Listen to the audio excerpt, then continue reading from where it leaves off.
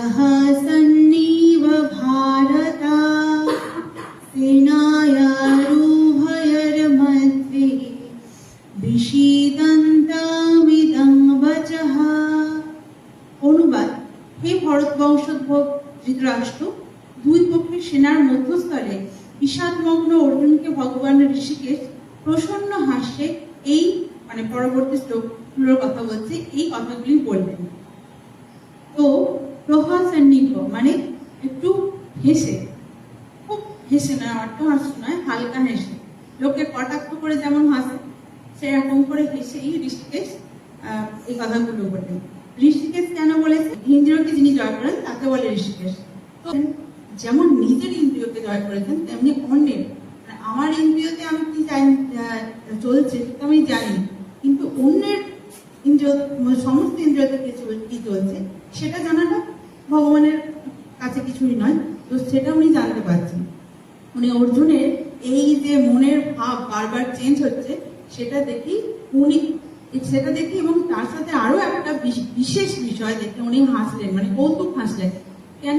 যে আগের শ্লোকে উনি বলেছেন যে আমি তোমার শরণাগত হলাম, তাই তো?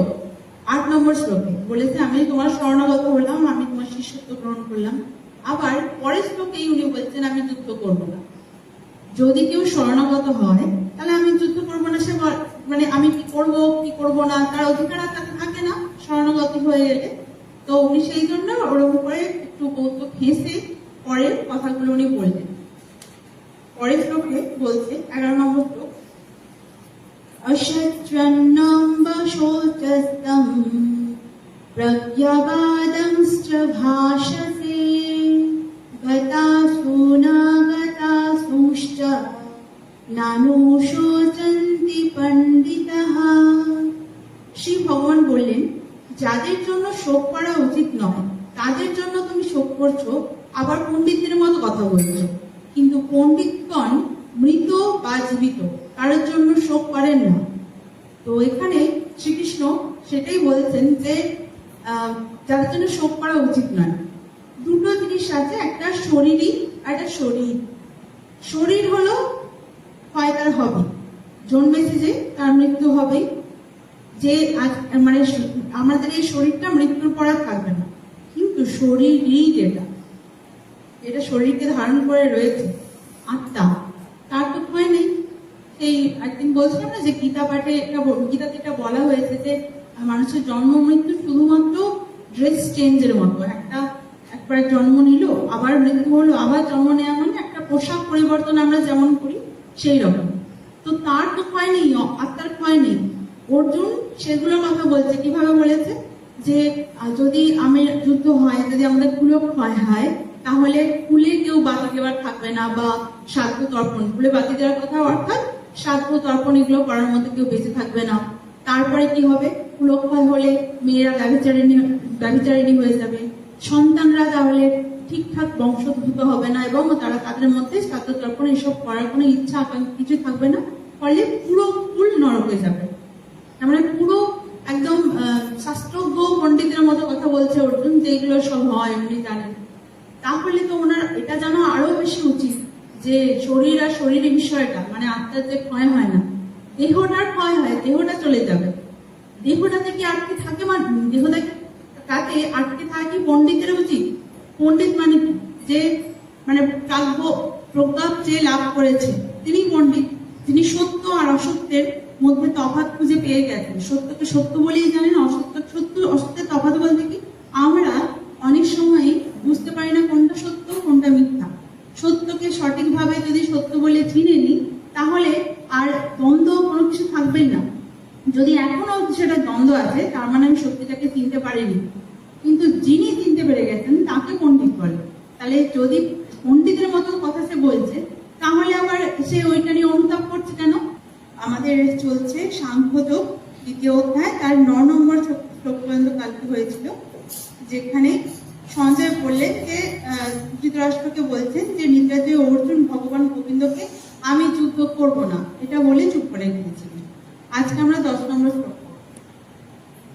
শ্লোকে বলছি, তমুবাচ ঋষিকেশঃ প্রহসন্নিব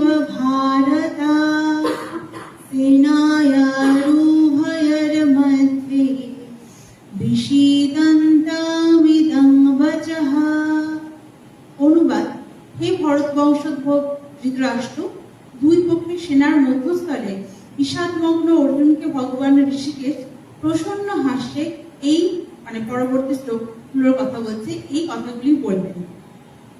তো প্রহসন্নিভ মানে একটু হেসে, খুব হেসে নয়, অর্থ হাস্য নয়, হালকা হেসে, লোকে কটাক্ষ করে যেমন হাসে সেরকম করে হেসেই ঋষিকেশ এই কথাগুলো বললেন। ঋষিকেশ কেন বলেছে? পণ্ডিত মানিক হচ্ছে যিনি সৎ আর অসৎ দুটো ব্যক্তির মধ্যে তফাৎ বুঝতে পারেন। উনি বুঝতে পারছেন না মানে কি, তার মানে উনি মূর্খের মতো কথা বলছেন। এই জন্যই কৃষ্ণ হেসে এই কথা বললেন। তো পঞ্চতন্ত্রতে বলছে যে মারা যাবার পর যখন আমরা, যিনি মারা গেলেন তার জন্য যখন আমরা কাঁদি, তখন আমাদের চোখের জল বেরোচ্ছে, নাকের জল বেরোচ্ছে, এই সমস্ত কিছু হচ্ছে। তো এই জলগুলো এগুলো সব ওনাদের কাছে যায়। শ্রাদ্ধ তর্পণ করলে যেমন পিণ্ডদান করছে, সেই পিণ্ডটাও ওনার পরলোকের জন্য কাজ করছে, তেমনি আমাদের কান্নাটাও। স্কন্দ পুরাণে স্কন্দ পুরাণে এটা লেখা আছে যে যদি কার জন্য কাঁদছি, মৃত ব্যক্তির জন্য আমরা যে কাঁদছি, যতটা অশ্রু বেরোচ্ছে সেই অশ্রুটা ওনাকে পান করতে হয়। তো মানে এটা যখন পড়লাম, বলতে গিয়ে আমার লাগছে, বলতে গিয়ে আমি ভাবছি আমি বাপের জন্য কখনো ভেবে এরকম কাঁদবো। কষ্ট পাই, কষ্ট পেলেও সঙ্গে সঙ্গে যতটা ওই যে মারা গেছেন তার জন্য যতটা তুমি যেটা করবে সেটাই তার কাছে যাবে। তুমি যদি তার ভালো কথা ভাবো, ভালো হোক এই চিন্তাই শুধু করো, তার সেটা হবে। যদি বসে বসে আমরা শুধু কাঁদি, তাহলে সেই কান্নাটাও তাকে প্রাণ করতে হবে। তাহলে কি করা উচিত আমাদের? এই কথাটা জানো তো, মানে আমি তোমাদের অন্যভাবে বলছি না, কিন্তু ঘটেছিল যখন বাপি মারা যায়, তখন আমার বয়স কত, 16+। তো ওই সময় আমি কাঁদিনি, সিরিয়াসলি কাঁদিনি। আর বাপি চলে যাওয়ার পর ওই সময়টাতে যেটা হয়েছিল, এটা বলতে গিয়ে আমার এই যে হচ্ছে, এটাই গীতা পড়ার লাভ। বলতে গিয়ে যেটা হচ্ছে, আমার চোখে যে জলটা আসতে যাচ্ছে, গীতা পড়েছে বলে আমি একটা কাজ খাচ্ছি। কারণ আমি যাকে ভালোবাসি, আমি চাই না আমার অস্ত্রটা সে পান করি।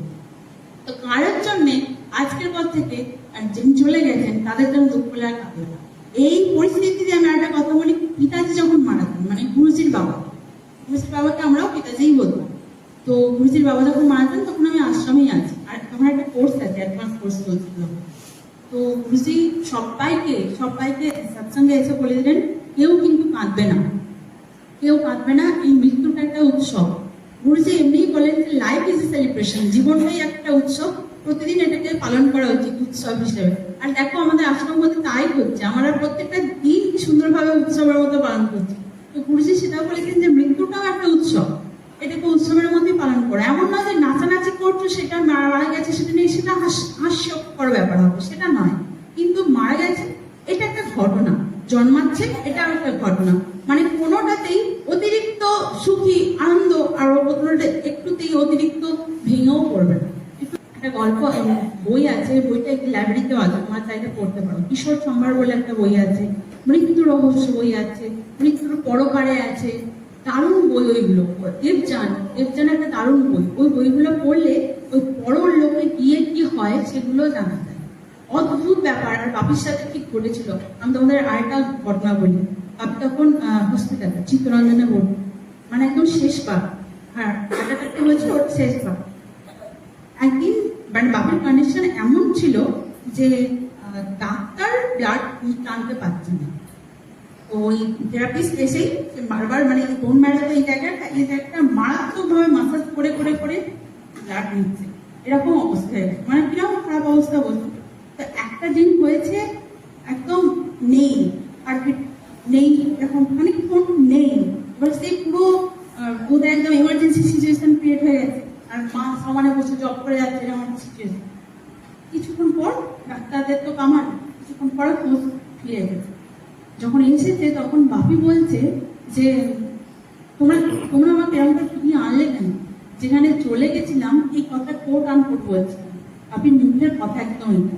আমি যেখানে চলে গেছিলাম সেখান থেকে একবার গেলে না আসতে ইচ্ছে করবে না।